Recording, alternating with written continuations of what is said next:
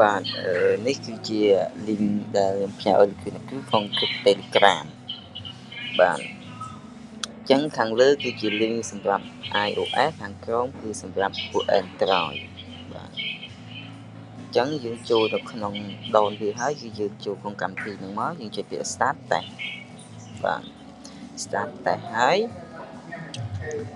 តាមមកទៀតយើងយក short distance ងាយស្រួលបាទអញ្ចឹងចុចពាក្យ short distance ទៅដាក់ start test បាទចាំបន្តិចបាទ start test ហើយ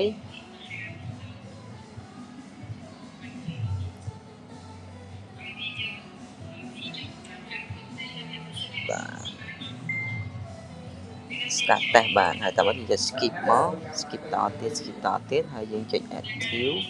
40នាទី calculation ហ្នឹងមកបាទ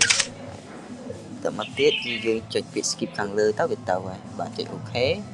ហើយអានេះយើងដាក់ tab to begin ហ្នឹងមកគឺវាទៅហើយបាទអញ្ចឹងយើងកាន់តែអូសឡើងលើទៅស្ដាំទៅលើទៅឆ្វេងទៅក្រោមទៅអីចឹងទៅឲ្យវាមុខវាបែរទៅណាអូសទៅនឹងទៅបាទគឺអត់ខុសទេអញ្ចឹងដល់ពេលដែលយើងអូសអានេះយើងករណីយើងបើកផ្នែកទាំងពីរមកករណីអញ្ចឹងដល់ពេលចឹងចុះគឺយើងចេញលទ្ធផលនេះអញ្ចឹងលទ្ធផល 100% វាក៏6លើ6លើគឺឲ្យកូនសាគាត់ទិញនៃនឹងទុកដើម្បីយើងយកទៅបំពេញក្នុង link របស់យើងហើយដល់ពេលអានេះចំពោះផ្នែកទាំងពីរដល់មកទៀតគឺទៅ start test ម្ដងទៀតដើម្បីធ្វើផ្នែកខាងឆ្វេងបាទអញ្ចឹងផ្នែកខាងឆ្វេងអញ្ចឹងដូចខ្ញុំធ្វើចឹងមកហើយចុច tab begin មកហើយយើងអូសមុខវាបែរទៅណាអូសទៅនឹងអូសរហូត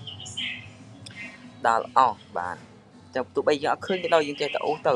បាទអូសទៅយើងចាំមើលលទ្ធផលរបស់យើងបាទថាតើលទ្ធផលយើងគឺទទួលបានប៉ុណ្ណាដែរបាទអញ្ចឹងចុងក្រោយយើងនឹងទទួលបានលទ្ធផលមួយនេះបាទជាផ្នែកខាងឆ្វេងខ្ញុំគឺតែ 80% ទេវាចូលនឹង6លើ 7.5 បាទឲ្យកូនសិស្សកត់អានឹងជាលទ្ធផលផ្នែកឆ្វេងបាទហើយចំពោះផ្នែកស្ដាំយើង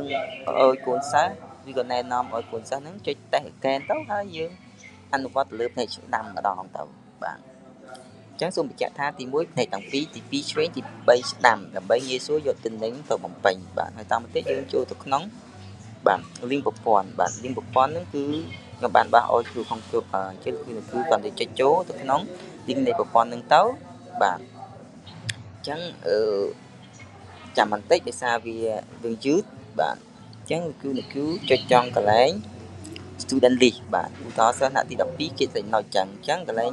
ពិនិត្យផ្នែកទាំងពីរឆ្វេងហើយស្ដាំអញ្ចឹងនៅក្នុងកុំព្យូទ័រខាងក្រោមហ្នឹងគេឲ្យជារើសហើយ6លើ6 5លើប្រមាណអីហ្នឹងគឺទិន្នន័យក្នុងនឹងអញ្ចឹងគឺឲ្យកូនសិស្សកត់ជាกระดาษទិន្នន័យមកចាំយកបំពេញនៅក្នុងនឹងបាទអញ្ចឹងការងារយើងតែប៉ុណ្ណឹងទេសម្រាប់តែផ្នែកបាទតែផ្នែកឆ្វេងស្ដាំបាទសូមអរគុណសូមជម្រាបលាបាទ